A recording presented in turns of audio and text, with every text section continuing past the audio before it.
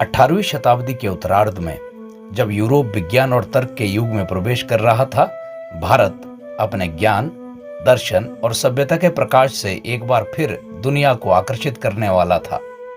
1784 में William Jones ने कलकत्ता में एशियाटिक सोसाइटी की स्थापना की और यहीं से भारत की सांस्कृतिक पुनर्खोज की यात्रा आरंभ हुई।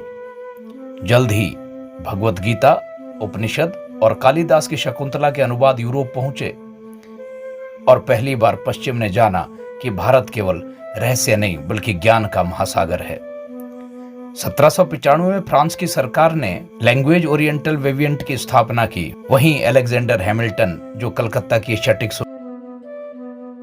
यूरोप में पहली बार संस्कृत पढ़ाने वाले व्यक्ति बने। इन्हीं से फ्रेडरिक शेगेल, पहले जर्मन संस्कृतविद ने संस्कृत सीखी। उन्होंने कहा, संस्कृत वह ज्योति है जिससे हम अपनी भाषा की जड़ें देख सकते हैं। 1816 में फ्रांस बॉप ने सिद्ध किया कि संस्कृत ही यूरोप की अनेक भाषाओं की जननी है और यहीं से जन्म हुआ तुलनात्मक भाषा विज्ञान का। फिर ऑक्सफोर्ड विश्वविद्यालय में मैक्स मूलर ने ऋग्वेद को संपादित किया और secret book of the east प्रकाशित किए, जिससे भारत का वैदिक प्रकाश पश्चिम के हर कोने तक पहुंचा। 1837 में कलकत्ता टकसाल के अधिकारी जेम्स प्रिंसिप ने पहली बार ब्राह्मी लिपि को पढ़ा और अशोक के शिलालेखों को फिर से जीवित किया। उनके सहयोगी अलेक्जेंडर कनिंघम भारतीय पुरातत्वविद के पिता बने, जिन्होंने नालंदा, सारनाथ और तक्षशिला जैसे स्थलों को पुनः खोजा। 20वीं शताब्दी में भारतीय विद्वानों ने यह परंपरा अपने हाथों में ली।